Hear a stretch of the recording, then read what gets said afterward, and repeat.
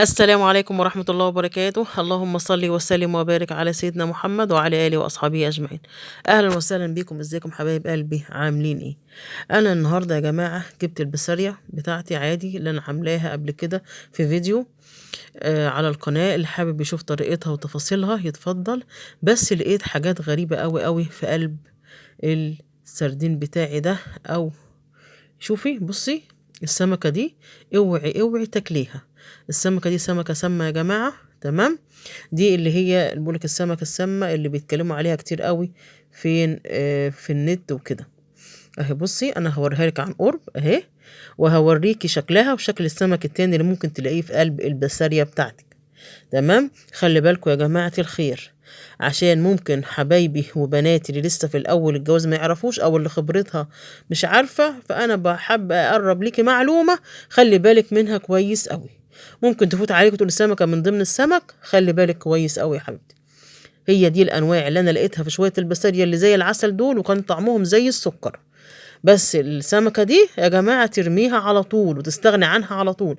ده كده انواع سمك عادي خالص مش اي مشاكل.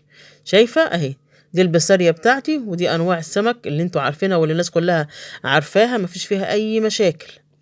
اهي اهو شايفة الانواع عادي تعدي ده كله عادي الا السمكة دي. ممكن طفلك ياكلها انت تاكليها او كده، لا في غنى عنها تماما تماما تماما. اهي هشوفها لك اكتر من مرة وهوريها لك اكتر من مرة. خلوا بالكم يا جماعة الخير، دي برضك لحبايبي وبناتي اللي مش عارفين اهو. اما اللي عارف بقى ربنا يزيده. تمام اهو. ده حبيت الكلمتين كده على الماشي ونصيحة مني لولادي واخواتي وحبايبي عشان تخلي بالك من السمكة دي كويسة. وده كله هناكله الا السمكة دي. وتنضفي كويس البسارية بتاعتك كويس جدا، لان انت عارفة البسارية سمك ضعيف وصغير. اهي اهي في برضك حاجات كده لقيناها خلي بالك منها. ايوه اهي. اللي يعرف انواع السمك ده يقول لي في الكومنتات يا جماعة الخير.